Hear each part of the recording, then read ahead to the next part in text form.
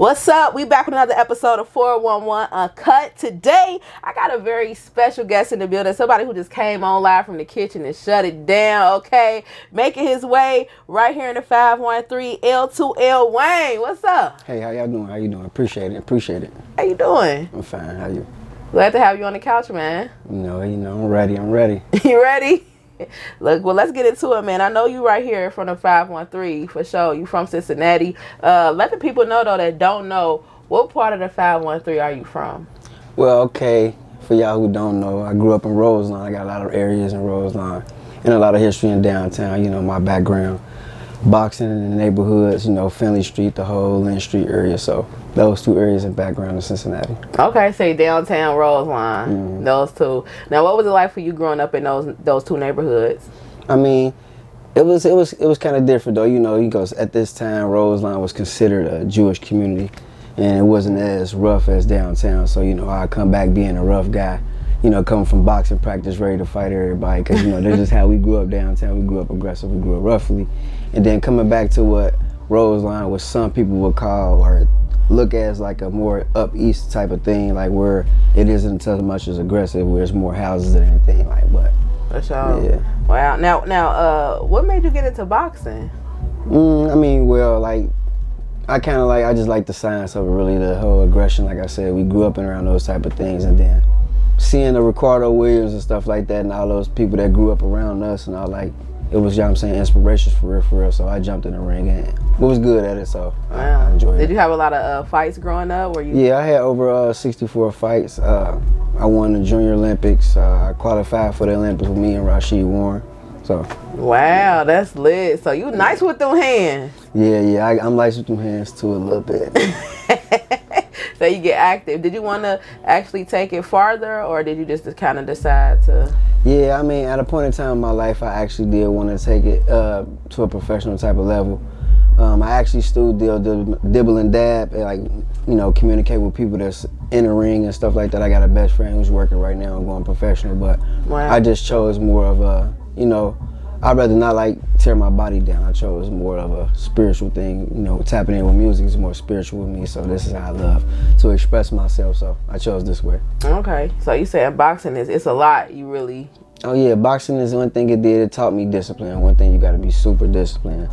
You got to be super disciplined. I'm talking about mentally, physically, and emotionally, so it taught me a lot.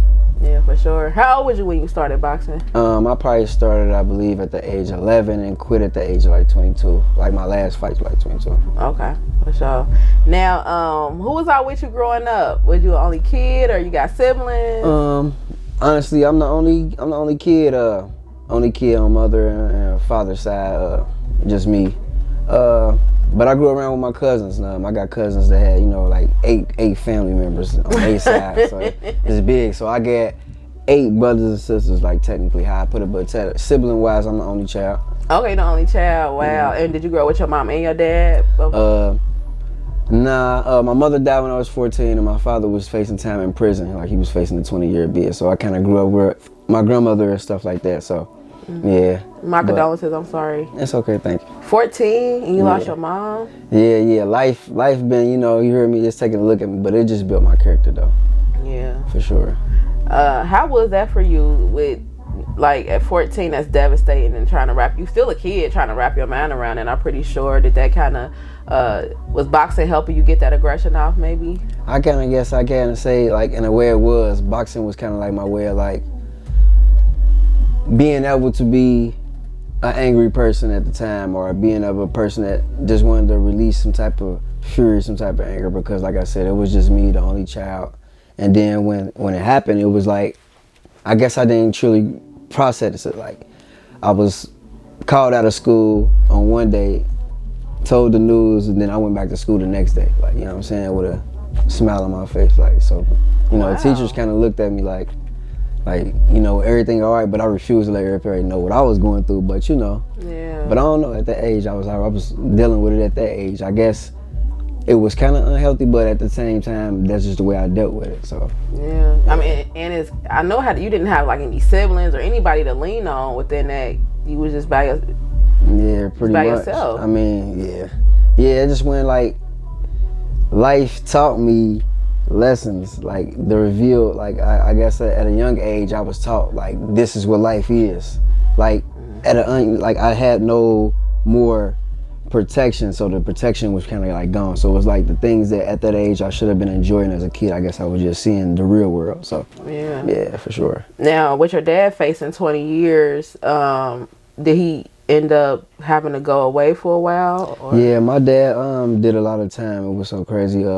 He wasn't really like there big up until my mom died, but like yeah, he really caught that time around there. And about that time when my mom died, and I linked back with him about when I was 19, because about that time, I'll say about 21, I was on my way to prison. But like that's when he really stepped in my life or whatever, and stepped in, and you feel me, and we built a bond off that or whatever. But wow, yeah, damn man, like 14 losing your mom, but you still like, look, I'm boxing, I'm going to school. Did you finish school, and what school did you end up going to? Yeah, I actually traveled all the way to Flint, Michigan. I graduated high school in Flint, Michigan. I went to Job Corps out there. Actually, it was live. I actually went down there and boxed down there too. I actually trained at the Burston Field House with Carissa Shields. Wow. So I've been down there, trained down there. That was about 2000, 2010, 2011. What made you go to Flint? What was it? Did you need to get away from Cincinnati for a second? Yeah, I had to like, where it was, Cincinnati kind of got a thing where it's like, people can get wrapped up in their own image. Like we've seen it many a times. We got great people from here, like people with many talents, people that could have been many places, but the thing is they let they self be their biggest downfall. And at that time I realized that I just had to get away from all the attention and go to places where I was unknown, find something new so I can accomplish this goal, which was school, and you know, which I did. I graduated, got my diploma and stuff like that, so it was good for me. So do you feel like even though you were boxing and you were in school, but you still getting in trouble? How old you say you was when you really started being outside and getting in trouble here in these Cincinnati streets? Man, I say I really started getting out there around teenage years, real like 12, 13, around that age. That's when I really started like getting in trouble, like probably catching my 2020 cases. For y'all that's outside of Cincinnati, 2020 is our juvenile correctional facility. So I started doing time around it like that. I caught my first juvenile case with me and my friend Mikey. We jumped a boy or whatever, gave him internal bleeding and stuff like that. But we felt like we was right. I mean, he was bigger than us and older than us, you know. Ain't no, we from Cincinnati, ain't no one-on-ones. You getting jayed out, especially when you bigger than us, so. He say it was slow. Yeah.